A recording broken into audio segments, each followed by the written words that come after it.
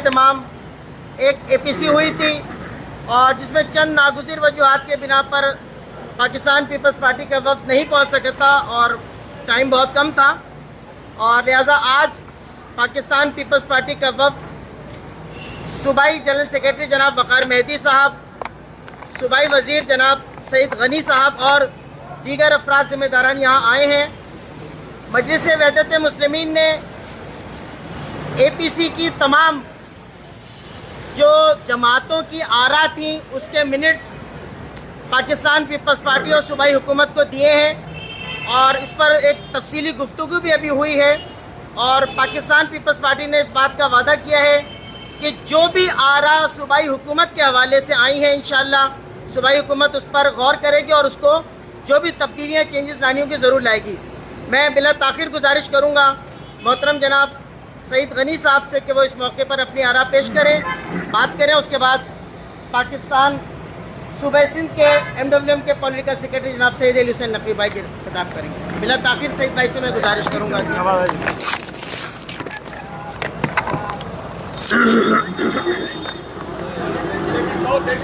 ठीक है आप कर लें जैसे आप बेहतर।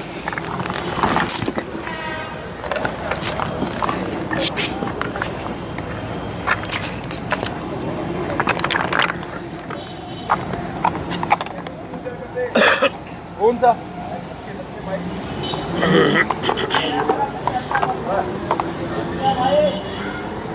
बिस्मिल्लाहिर्रहमानिर्रहीम।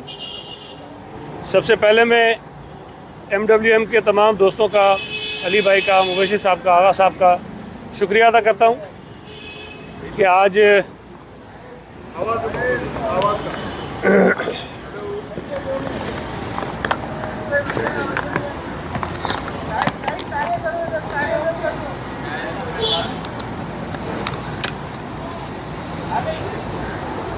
ठीक है कि आज उन्होंने हमें ये मौका दिया कि हम उनके साथ बैठकर लोकल गवर्नमेंट एक्ट के ऊपर कुछ बात कर सकें। और जो APC बुलाई गई थी उसमें पाकिस्तान पीपल्स पार्टी के वफ़द ने शिरकत करनी थी, लेकिन किसी नागज़ीर वजूहात की बिना पर हम कहीं फंस गए थे, नहीं आ सके। हमने उसकी भी वजूहात सामने रखी। जो APC MWM ने बुलाई थी और उसमें जिन जमातों ने शिरकत की और फिर अपनी जो तजावीज़ थी जो सामने रखी गई वो एक कॉपी हमें दी गई है। उसमें जो नुकात हैं उसमें से अक्सरियत नुकात पर हमें कोई इख्तलाफ नहीं है और मैं समझता हूँ कि कराची शहर के मसाइल को हल करने के लिए सिंध हुकूमत पहले से ही बहुत काम कर रही है, लेकिन हमने बहुत सारे काम करने के बावजूद हमेशा हम कहते हैं कि हमें और बहुत सारे काम करने की ज़रूरत है। लेकिन जिस किस्म का माहौल इस वक्त शहर में बनाया गया है वो कुछ जमातों की एक सियासी माइलेज हासिल करने की वजह तो हो सकती है, लेकिन अवामी इश्यूज़ पर शायद लोगों की तवज्जो हटाने का भी एक सबब वो हैं। हमने जो तरामीम की हैं इस वक्त 2013 के कानून में, वो उस कानून को बेहतर बनाने के लिए की हैं, ना कि जो तासुर दिया जा रहा है कि हमने जो पहले से इख्तियारात दिए गए थे उनको हमने ख़त्म कर दिया है। हमने इख्तियारात में इजाफ़ा किया है और ये गुजारिशात हमने भी अपने साथियों के सामने रखी हैं और हमारा जो मौक़िफ़ है उसको बयान किया है। ज़रूरत तो इस बात की है कि जिन जमातों को एतराज़ात हैं वो असम्बली के प्लेटफॉर्म पर अपनी तजावीज़ दें और जो काबिल अमल तजावीज़ होंगी जो इस कानून को बेहतर बनाने के लिए हम उसको अकोमोडेट कर सकते होंगे हम ज़रूर करेंगे। लेकिन जो अंदाज़ इख्तियार किया जा रहा है कि जिस तरह वो हमें डिक्टेट करना चाहते हैं कि 2001 का कानून बहाल किया जाए या कुछ और डिमांड्स उनकी हैं, तो इस तरह से कोई भी कानून बनता नहीं है। सड़कों पर सारी ज़िंदगी बैठे रहें, कानून चेंज नहीं होगा। कानून तब्दील करने का रास्ता असम्बली के ज़रिए ही जाता है। मेरा ये ख्याल है कि पाकिस्तान पीपल्स पार्टी ने आइन के आर्टिकल 140A के तहत जो ये कहता है कि हर सूबे में मुंतखब बल्दियाती इदारे होंगे और उन इदारों के पास सियासी, माली और इंतज़ामी इख्तियारात होंगे। एन आर्टिकल 140A के तहत बल्दियाती इदारों को माली, इंतज़ामी और सियासी इख्तियारात दिए हुए हैं। एक चीज़ ज़हन में रखनी चाहिए कि कोई भी हुकूमत, किसी भी सतह की हुकूमत मादर पिदर आज़ाद नहीं होती। ना सूबाई हुकूमतें मादर पिदर आज़ाद हैं, ना वफाकी हुकूमत मादर पिदर आज़ाद है, और ना ही बल्दियाती इदारे मादर पिदर आज़ाद हो सकते हैं। अगर सूबाई हुकूमत के भी कुछ मंसूबे ऐसे होते हैं जो बड़े प्रोजेक्ट्स होते हैं, तो उसकी मंजूरी के लिए वफाकी फोरम्स के पास हमें जाना पड़ता है, जिसमें CDWP का फोरम मौजूद है, जिसमें ECNEC का फोरम मौजूद है। हालांकि उन मंसूबों में वफाकी हुकूमत का एक धेले का कंट्रीब्यूशन नहीं होता, लेकिन हमें जाना पड़ता है। इसी तरह सूबाई हुकूमत के भी जितने मंसूबे होते हैं, उसकी मुख्तलिफ सतहें होती हैं कि किस मंसूबे की लागत कितनी है, तो इसकी मंजूरी कहाँ से होगी।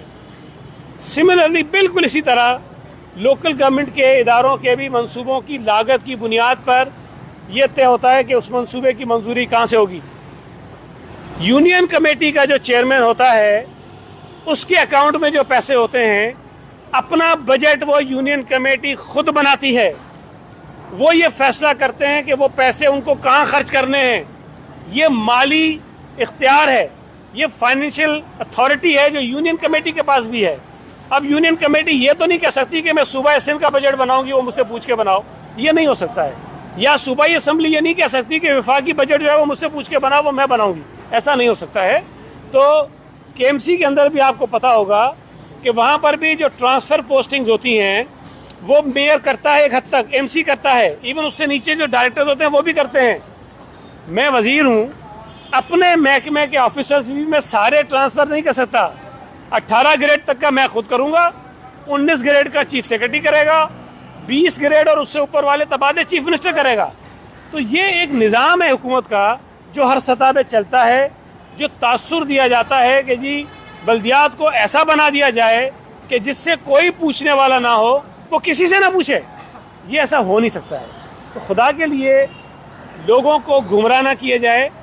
और जो अवामी इशूज़ हैं, गैस नहीं मिल रहा, पेट्रोल महंगा हो रहा है, डीजल महंगा हो रहा है, दवाइयाँ महंगी हो रही हैं, बिजली की लोड शेडिंग होती जा रही है, LNG के क्राइसिस की वजह से आपके यहाँ मसाइल हैं, आपकी इंडस्ट्री को गैस नहीं मिल रही, आपकी बेरोज़गारी बढ़ती जा रही है, महंगाई में इजाफा हो रहा है, यूरिया लोगों को नहीं मिल रही, किसानों की फसलें तबाह हो रही हैं।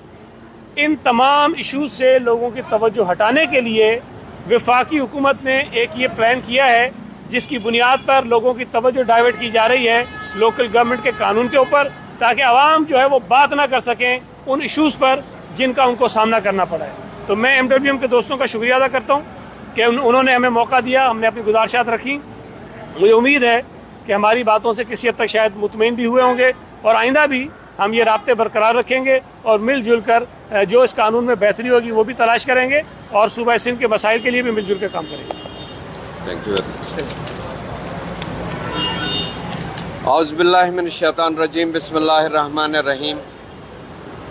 सबसे पहले तो मैं शुक्रिया अदा करता हूँ आप तमाम साफ़ी हज़रात का, मीडिया पर्सनस, कैमरामैन, फ़ोटोग्राफ़र हज़रात, और उसके बाद मैं पाकिस्तान पीपल्स पार्टी के जो डेलीगेशन आया है, बिलखुसूस सईद गनी भाई, वकार मेहदी, सलमान मुराद, इकबाल भाई वगैरह दीगर ये तशरीफ़ लेकर आए। APC हमने तामीर कराची, तामीर पाकिस्तान के उन्वान से रखी थी। मजलिस वहदत मुस्लिमीन ये समझती है कि तामीर कराची दरअसल तामीर सिंध है, और तामीर सिंध तामीर पाकिस्तान है। कराची मजबूत होगा तो सिंध मुस्तहकम होगा, सिंध मुस्तहकम होगा तो पाकिस्तान की इकॉनमी तरक्की करेगी। हमारे सूबे में, सूबे सिंध में गैस के ज़खायर, कोयले के ज़खायर, हमारा यहाँ पे समंदर, और सबसे बड़ा शहर कराची जो कि बिज़नेस हब है, जो कि पाकिस्तान की रेवेन्यू जनरेट करने में उसका बहुत बड़ा कंट्रीब्यूशन है। 69% ये शहर रेवेन्यू जनरेट करके देता है। तो ये APC जो हमने बुलाई थी, उसका मकसद ये था कि कराची जो बदहाल है, सिंध के जो मसाइल हैं और बिलखुसूस पाकिस्तान के जो इस वक्त एक एदाद का गोरख धंधा पेश किया जा रहा है कि हमारे इशारे बहुत मस्बत सिमत जा रहे हैं, दरअसल इस तरह नहीं है। पाकिस्तान की जो इकानमी ग्रोथ है, अगर उसके ऊपर तवज्जो न दी गई तो हम 2.6% पे आके खड़े हो जाएंगे। कल मैंने देखा कि वज़ीर मौसूफ साहब फरमा रहे हैं कि $200 per capita income $1600 per capita income के ऊपर चली गई। मुझे समझ में नहीं आ रही कि गरीब यहाँ बदहाल है, दवाइयों की कीमत 500 गुना बढ़ चुकी है, रोज़गार लोगों को मिल नहीं रहा, तो वो कहाँ से $1600 पर कैपिटा इनकम लेकर आ गए। जहाँ तक बल्दियाती निज़ाम की बात है, हमारी पाकिस्तान पीपल्स पार्टी से बड़ी तफसीली डिस्कशन हुई और तामीर कराची और तामीर पाकिस्तान APC में जितनी भी सियासी जमातें आई थी उनका इनपुट हमने लिया और वह इनपुट एज़ इट इज़ हमने जो कमिटमेंट की थी कि हम सूबाई हुकूमत तक पहुँचाएँगे वो हमने इन्हें दी है और इनके ऊपर एक बड़ी तफसीली गुफ्तगू हुई है। वाज़े तौर पर यह नज़र आ रहा है कि सिंध हुकूमत ने नेकनियती से ये काम भी किया है और मज़ीद भी उन्होंने पाकिस्तान पीपल्स पार्टी के जो हमारा डेलीगेशन है ये यहाँ बैठा हुआ, उन्होंने कहा है कि बात हो सकती है, बेहतरी की हर जगह गुंजाइश रहती है, लेकिन जब पार्लियामान में आप मौजूद हैं तो वहाँ पर आप ही की सिफारिशात पर टाउन बने। क्या आप सियासी जमातें जो इस वक्त एहतजाज कर रही हैं उन्होंने अपनी सिफारिशात जमा नहीं कराई? क्या अमेंडमेंट के लिए असम्बली फ्लोर के ऊपर डॉक्यूमेंट्स नहीं दिए गए? जब ये सब कुछ किया गया तो मेरे ख्याल अभी भी इस वक्त बिलखुसूस हमने जमात इस्लामी की जो हमारी बहन भाई माएँ बहनें बेटियाँ बैठी हैं उनके बारे में भी ये बात की कि आप बातचीत कीजिए, उनके जो एक्चुअल ग्रीवेंसेस हैं जहाँ तक हो सकता है उसको एड्रेस करें। तो इस बात की यकीन दहानी कराई गई है कि इंशाल्लाह उनसे भी बात होगी। लेकिन मैं समझता हूँ कि चीज़ों को अगर हम इस वतन से मुखलिस हैं, पाकिस्तान से, सरज़मीन पाकिस्तान से मुखलिस हैं, तो फिर हमें पॉलिटिकल इश्यूज़ वो जो कि जेन्युइन हैं उनको एड्रेस करना चाहिए, ना कि कुछ चीज़ों को डाइवर्ट ना किया जाए किसी और सिमत में। मिनी बजट का जो इस वक्त मसला जो आवाम के ऊपर एक बम गिराया गया उसको दूसरी तरीके से डाइवर्ट ना करें। आवाम के जो मसाइल हैं उनकी तरफ तवज्जो की जाए और हम ये समझते हैं कि हमारी ये मुलाकात बहुत ही अच्छी हुई है और इसके मस्बत समरात भी देखने को मिलेंगे और जो हमारे दूसरी जमातों के ग्रीवेंसेस हैं वो बैठ कर बात करें तो मेरा ख्याल ये है कि अच्छे समरात मिलेंगे। इससे ना सिर्फ अगर कोई ये समझता है कि जी परवेज़ मुशर्रफ का जो बल्दियाती एक्ट था उसको मनवान नाफिज करवा दिया जाए तो ये मुमकिन नहीं है। आपको भी पता है कि परवेज़ मुशर्रफ हुकूमत में जमहूरी निज़ाम नहीं था। अगर आमराना तर्ज पे चलना है तो वो एक अच्छी रवायत नहीं होगी।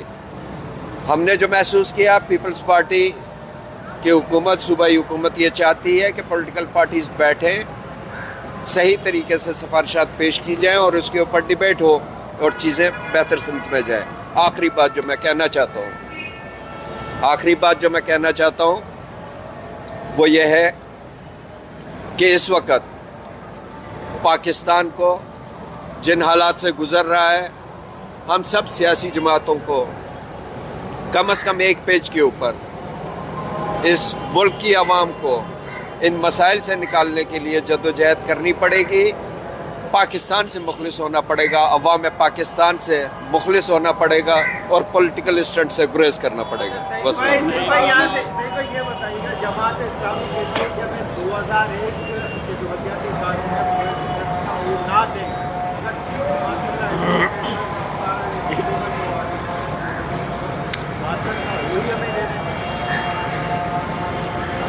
मुझे नहीं पता ये बात उन्होंने किस तनाजुर में कही है, लेकिन अगर एग्जैक्टली यही अल्फाज इस्तेमाल हुए हैं तो फिर मैं तारीख़ को एक बार फिर करेक्ट कर दूं। जमात इस्लामी तारीख़ को मस्क करती है बिलाशुबा जुल्फ़िकार अली भुट्टो पाकिस्तान के सिविल चीफ मार्शल एडमिनिस्ट्रेटर रहे, लेकिन उनको मैं ये भी बता दूं कि क्यों रहे। शहीद जुल्फ़िकार अली भुट्टो को जनरल याह्या खान ने बुलाकर हुकूमत उनके हवाले की थी और याह्या खान उस वक्त मार्शल एडमिनिस्ट्रेटर थे। पाकिस्तान में कोई आइन नहीं था, कोई तरीक़ाकार नहीं था कि वो गवर्नमेंट कैसे ट्रांसफ़र होती। तो एक मार्शल एडमिनिस्ट्रेटर जो फ़ौजी आमिर था, उसने एक सिविलियन को गवर्नमेंट ट्रांसफ़र करनी थी। तो जुल्फ़िकार अली भुट्टो ने as a martial administrator government take over की और उसी जुल्फ़िकार अली भुट्टो ने चंद महीनों के अंदर अंदर पाकिस्तान को एक उबूरी आइन दिया और फिर 1973 के अंदर पाकिस्तान को वो आइन दिया जो इस वक्त पाकिस्तान की यकजहती और सलामती की अलामत है। तो जुल्फ़िकार अली भुट्टो अगर इस मुल्क में सिविलियन मार्शल एडमिनिस्ट्रेटर बने तो वो उस वक्त के हालात का तकाजा और मजबूरी थी, लेकिन जो अब्दुल सत्तार अफ़गानी साहब मेयर बने थे, अक़लियत के बावजूद वो हालात की मजबूरी नहीं थी, वो उस वक्त की आमराना हुकूमत की जमात के ऊपर मेहरबानियाँ थी। तो बहरहाल ये दोनों हकीकतें हैं, इन दोनों को अपनी जगह रखें। और जो दूसरी बात, आप एक सेकंड सर, मैं थोड़ा वो उन्होंने एक बात कही है। शहीद जुल्फ़िकार अली भुट्टो ने इस हद तक वो ठीक हैं, वो जो कहते हैं ना कि 1972 में Sindh people's local government act एक बनाया था। इत्तफाक की बात है कि उसके तहत इंतखाबात नहीं हो सके, वो कानून आगे नहीं बढ़ा। तो अक्सर लोग ये सवाल उठाते थे कि पीपल्स पार्टी ने वो 79 में ज़िया-उल-हक का कानून जो है वो नाफिज कर दिया। मैं बार बार कहता हूँ वो ज़िया-उल-हक का कानून नहीं था, वो शहीद जुल्फ़िकार अली भुट्टो का Sindh people's local government act ही था जो 72 का था। उसको ज़िया-उल-हक ने 79 का नाम दिया, पीपल्स का नाम निकाला, छोटी छोटी तरामीम की और उसको नाफिज कर दिया था। तो अब्दुल सत्तार अफ़गानी साहब जिस 79 के कानून के तहत मेयर बने थे, हकीकतन वो शहीद जुल्फ़िकार अली भुट्टो का Sindh people's local government act 1972 था, थोड़ी सी तरामीम के साथ। ठीक है, तसल्ली हो गई। आपने जिस तरह जिक्र किया 2013 के कानून में तरमीम की है, कराची में कम कहें कि एनकेम ने तबाही मचाई। दादू और लाड़काना में जो बल्दियाती मेयर थे, वती इख्तियार 2013 के कानून के तहत हासिल थे, वहाँ पर तबाही किसने मचाई, वहाँ पर कोई बेहतरी क्यों ना आती? यार ये तो आपका मौक़िफ़ है ना कि वहाँ बेहतरी नहीं आई है। मैं ये समझता हूँ कि एक तो मेट्रोपॉलिटन कॉरपोरेशन से किसी और शहर का मवाजना करना भी मुनासिब बात नहीं है, लेकिन इसके बावजूद भी मैं हमेशा एक बात कहता हूँ कि आपको हुकूमतों की कारकर्दगी जांचनी हो तो अवाम के वोट से उनको जांचा जाता है। सूबा सिंध के हर ज़िले में पीपल्स पार्टी को लोग पहले से ज़्यादा वोट दे रहे हैं। इसका मतलब ये है कि पीपल्स पार्टी वहाँ लोगों की खिदमत अच्छे तरीके से कर रही है और मुझे उम्मीद है कि जो बल्दियाती इलेक्शंस अगले चंद महीनों में होने वाले हैं, पाकिस्तान पीपल्स पार्टी उसमें मज़ीद बेहतर कारकर्दगी का मुजाहरा करेगी। और जो ये तासुर है कि दादू में या किसी और शहर में हालात ठीक नहीं और पीपल्स पार्टी ने कुछ नहीं किया, लेकिन वहाँ मुखालफों की हालत ख़राब है, पीपल्स पार्टी वहाँ बहुत ही कॉन्फिडेंट है और कराची में भी इंशाअल्लाह ताला देखेंगे कि पीपल्स पार्टी बेहतर परफॉर्म करेगी। ये बताएं कि तासुर का आज से पहले जो बल्दियाती निज़ाम आपने या जो तरामीम बताई है उसमें आप अकेले थे, लेकिन आज तो पाकिस्तान की सबसे बड़ी जमात जो कि दिल्ली से कराची तक जिसका बहुत बड़ा असर है, वो आपके साथ है। तो आपको आप ये नहीं कह सकते कि इस मामले में आप करना है। नहीं देखें, मैं एक अर्ज़ कर दूँ, हमारा यहाँ आने का मतलब ये कतई वो नहीं है कि हम जमातों की गिनती अपने साथ इकट्ठी करें या खड़ा करें साथ में, बिल्कुल ये तासुर गलत है। हमने पहले भी और अब भी हम कोशिश कर रहे होते हैं कि जो गलत तासुर कायम किया जा रहा है इस कानून के मुतल्लिक और सिंध हुकूमत की जो कानून साजी उसके मुतल्लिक, उस पर जो हकीकत है वो सियासी जमातों से हम शेयर करें। और ये कोई बुरी बात नहीं है, अगर कोई आदमी खड़े होकर कहे कि अरबाब चांडियो झूठा है तो ये अरबाब चांडियो का काम है, जिम्मेदारी है, फ़र्ज़ है, उसका हक बनता है कि वो जाकर लोगों को बताए कि जो मुझे मेरे मुतालिक बात कर रहा है वो झूठा है, मैं तो सच्चा हूँ। तो अगर कोई हम पे गलत इल्ज़ाम लगा रहा है तो मैं समझता हूँ कि उस इल्ज़ाम को रद्द करने के लिए, उस तासुर को ज़ाहिल करने के लिए आज हम MWM के पास हैं, कल हो सकता है किसी और जमात के पास भी हो, और अपना नुक्ता नज़र उनसे हम शेयर करें। एक मिनट, खातून एक ही है, सलाउद्दीन एक मिनट यार, ऐसे नहीं करो, एक मिनट यार, एक मिनट नहीं मानते आप तरमीम नहीं करेंगे, आपने कहा कि अगर वो 100 साल भी बैठे रहे तो आप एक्ट तब्दील नहीं करेंगे, तो इसका मतलब ये कि अब हम धरना के सामने कोई मुज़ाकरात नहीं होंगे। दूसरा क्वेश्चन मेरा ये है कि कल लाहौर के अंदर धमाका हुआ तो शेख रशीद साहब ने कहा कि हमने 5 बड़े शहरों के लिए अलर्ट जारी किया। आपको कोई अलर्ट मिला है या आपने कोई इस पॉलिसी को इकदाम किए? देखें, पहली बात यह है कि यार एक तो मैं जो कहता हूँ ना वो पूरी बात किया करो आप, ठीक है? आधी बात करते हो फिर मसले होते हैं, फिर वो मुझे उल्टी सीधी वो बातें करते मेरे लिए। मैंने ये कहा कि अगर कोई ये कहेगा कि 2001 का कानून बहाल करो, वो नहीं होना। मैंने 2 साल नहीं कहा, मैंने कहा सारी ज़िंदगी बैठा रहो, 2001 का कानून नहीं बहाल होगा। अब दोबारा कह रहा हूँ, लेकिन जो मौजूदा कानून है उसमें बेहतरी की गुंजाइश है, उसमें मुनासिब तरामीम हो सकती हैं। वो MWM की तरफ से आए, जमात इस्लामी की तरफ से आए, PTI की तरफ से आए, MQM की तरफ से आए, हम उनको कंसिडर करने को तैयार हैं। जो दूसरी बात आपने कही, देखें इस वक्त बदकिस्मती से पूरे मुल्क में हालिया दिनों में दहशतगर्दी के कुछ वाक़यात हुए हैं और इसको संजीदा लेने की ज़रूरत है। अगर वफाकी हुकूमत के पास कोई ऐसी इंफॉर्मेशन है तो सिर्फ थ्रेट लेटर जो है वो इशू कर देना काफ़ी नहीं होता, उसके ऊपर बहुत सारे और इदारे हैं जिनको कार्रवाई करनी चाहिए, और जहाँ से उनको ये इशारे मिल रहे हैं कि कौन दहशतगर्दी कर सकता है उन तंजीमों के खिलाफ वो कार्रवाई करें।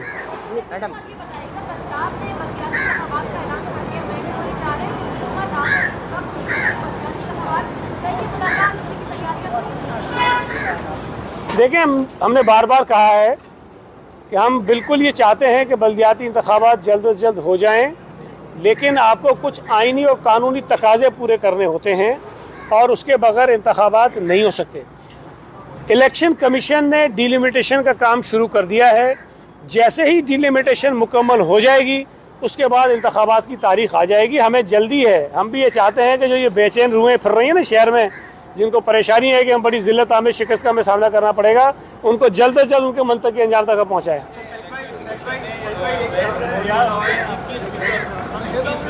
जो है वो कम 21% जो है शहर की जो है वो तस्दीक दे चुका है। ये जो अभी मुहिम चलाई है इलेक्शन कमीशन ने, दूसरा ये कि अहमद नेक ने आसिफ अली जरदारी को जो है वो कहा है कि वो मुदाखलत करें हमारे मुज़ाकरात। अब वो तो उन्होंने कहा है तो फैसला तो वहीं से आएगा, मैं क्या कर सकता हूँ।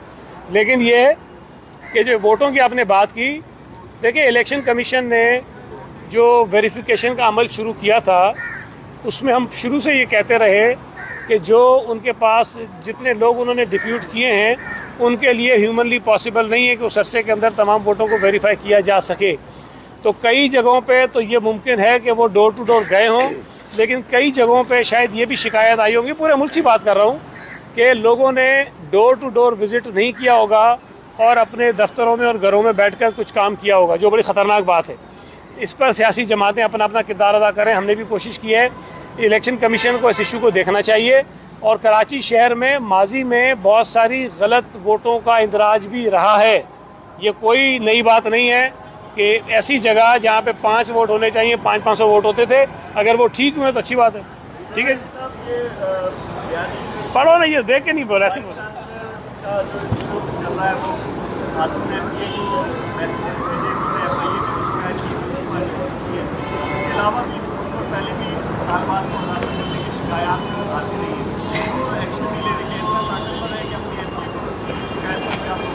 देखें, ये एक बड़ा सीरियस इशू है और MPA की बात नहीं है। किसी भी खातून को कोई भी शख्स अगर कोई इस किस्म के मैसेजेस करे जो नाजेबा हों तो वो काबिल बर्दाश्त नहीं है। लेकिन किसी भी सरकारी ओहदे पर फाइल शख्स के ख़िलाफ़ अगर आपने कार्रवाई करनी है तो उसका एक तरीक़ेकार होता है। उस पर बड़ा सख्त नोटिस लिया है चीफ मिनिस्टर साहब ने भी और पार्टी ने भी, और हम इसको अनरिजॉल्व नहीं छोड़ेंगे।